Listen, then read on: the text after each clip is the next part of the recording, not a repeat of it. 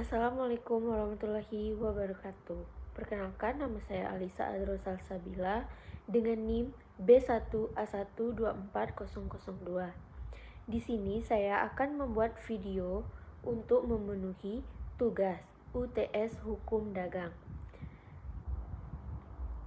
Dosen pengampu saya yaitu Ibu Mutia Dwi Arita Deli SHMH. Baiklah, langsung saja.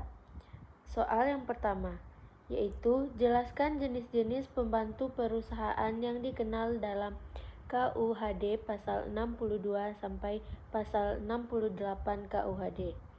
Berikan contoh peran masing-masing dalam kegiatan usaha modern. Baiklah, di sini saya ingin menjelaskan jenis pembantu perusahaan. Terdapat 8 jenis pembantu perusahaan. Jenis-jenis pembantu perusahaan dalam KUHD pasal 62 sampai 68. Dalam Kitab Undang-Undang Hukum Dagang, pembantu perusahaan adalah orang-orang yang membantu pengusaha dalam menjalankan kegiatan usahanya. Berdasarkan pasal 62 sampai 68, ada beberapa jenis pembantu perusahaan. Yang pertama adalah komisaris. Komisaris adalah orang yang diberi kuasa untuk melakukan perbuatan tertentu bagi kepentingan perusahaannya, biasanya di luar perusahaan itu sendiri. Peran di era modern. Dalam konteks perusahaan modern, komisaris dapat disamakan dengan perwakilan atau agen cabang luar negeri yang bertugas menjalin kerjasama, melakukan negosiasi, atau mencari pelanggan di wilayah lain. Yang kedua ada kepala cabang. Kepala cabang adalah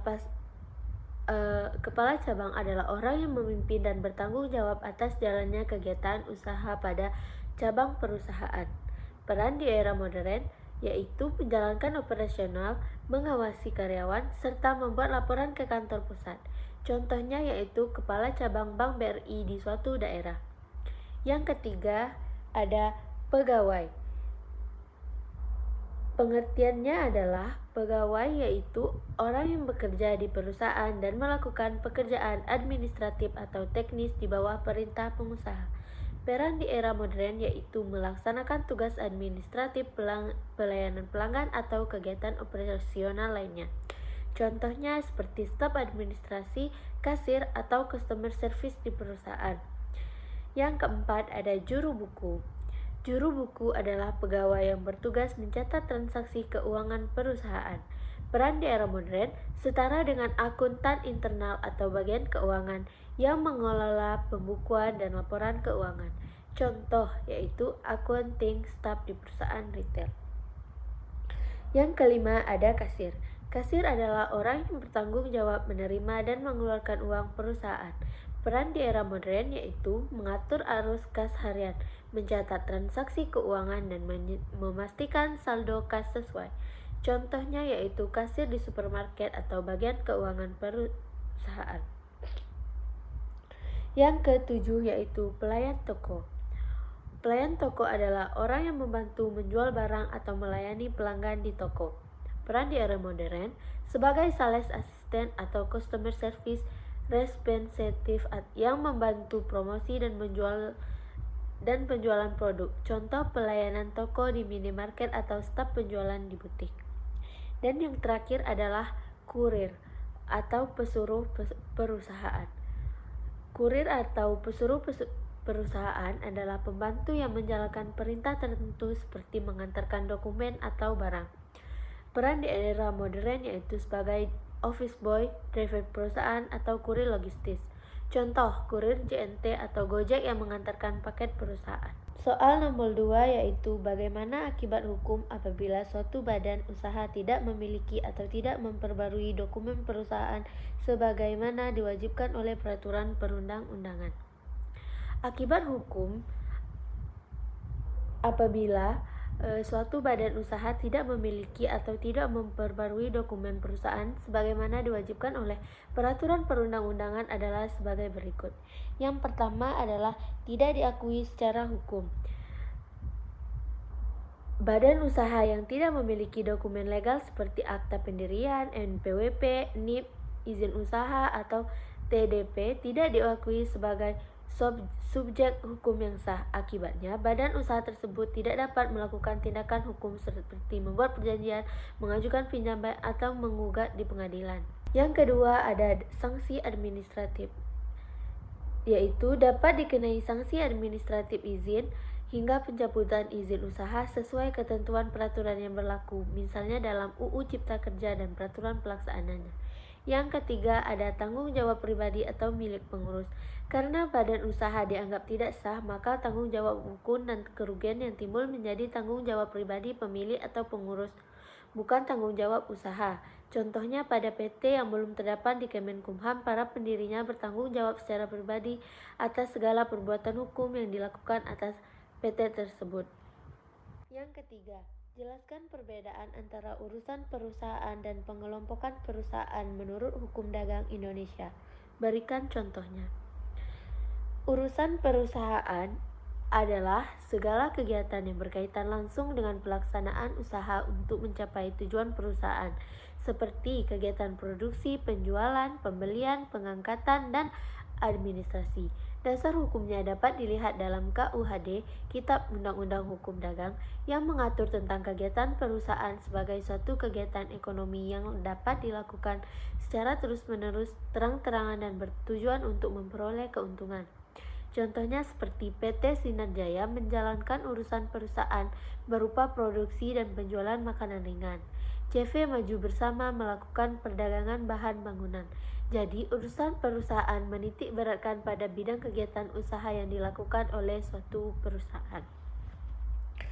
Dan pengelompokan perusahaan adalah pembagian atau klasifikasi perusahaan berdasarkan jenis kegiatan atau bidang usaha yang dijalankan. Pengelompokan ini membantu dalam pengaturan hukum, perpajakan, dan perizinan usaha. Umumnya dibagi menjadi 3. Yang pertama itu perusahaan dagang, bergerak dalam jual beli barang. Contohnya toko retail, supermarket, distributor, dan lain-lain. Yang kedua yaitu perusahaan industri, mengelola bahan mentah menjadi barang jadi. Contohnya seperti pabrik tekstil dan pabrik semen. Dan yang terakhir ada perusahaan jasa, memberikan pelayanan atau jasa. Contohnya seperti bank, biro perjalanan, dan perusahaan transportasi. Soal yang terakhir yaitu jelaskan asas-asas dalam kontrak dagang serta berikan contoh pelanggaran asas yang sering terjadi dalam bisnis di Indonesia. Asas-asas dalam kontrak dagang merupakan prinsip dasar yang menjadi pedoman dalam pembuatan pelaksanaan perjanjian antara pelaku usaha dengan perusahaan. Berikut ini ada 6 asas tersebut. Yang pertama adalah asas kebebasan berkontrak, pasal 133 8 KUHP Perdata. Para pihak bebas membuat, menentukan isi, bentuk, dan syarat kontrak selama tidak bertentangan dengan undang-undang, kesusilaan, dan ketertiban umum. Contoh pelanggarannya yaitu perusahaan besar memaksa rekanan kecil menandatangani kontrak dengan ketentuan berat sebelah, seperti pembagian keuntungan tidak adil atau denda tinggi tanpa kesempatan negosiasi.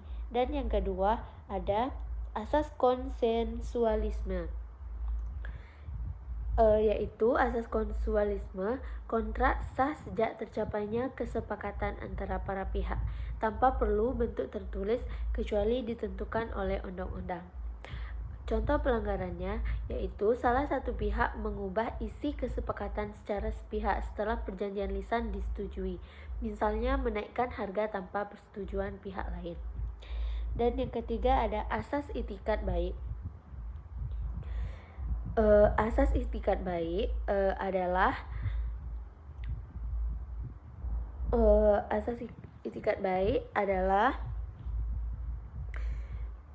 kontrak harus dilaksanakan dengan jujur, tidak menipu, dan menghormati kepentingan pihak lain. Contoh pelanggarannya yaitu perusahaan menandatangani kontrak pengadaan barang tapi mengirim barang dengan kualitas lebih rendah dari yang disepakati. Yang keempat ada asas kepastian hukum, yaitu perjanjian harus dibuat secara jelas agar memiliki kekuatan hukum yang pasti dan bisa ditegakkan jika terjadi sengketa. Contoh pelanggarannya yaitu kontrak dibuat tanpa mencantumkan batas waktu pembayaran atau mekanisme penyelesaian sengketa, sehingga menimbulkan ketidakpastian dan perselisihan di kemudian hari. Contoh pelanggaran yang sering terjadi di Indonesia yaitu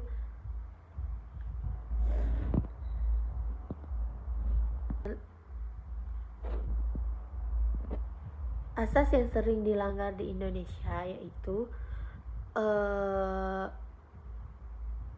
adalah asas itikat baik dan asas keseimbangan. Asas itikat baik sering dilanggar ketika dalam salah satu pihak tidak jujur atau menipu dalam pelaksanaan kontrak.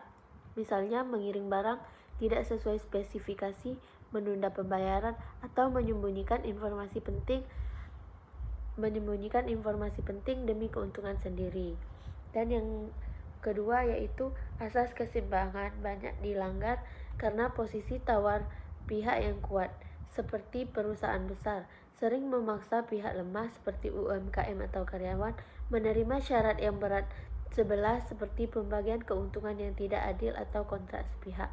Pelanggaran kedua asas ini menyebabkan banyak sengketa bisnis karena keadilan dan kejujuran tidak bisa ditegakkan sebagaimana mestinya. Baiklah, itu saja yang dapat saya sampaikan. Jika terdapat kesalahan, saya mohon maaf. Saya tutup dengan mengucapkan wabillahi taufik wal hidayah. Wassalamualaikum warahmatullahi wabarakatuh.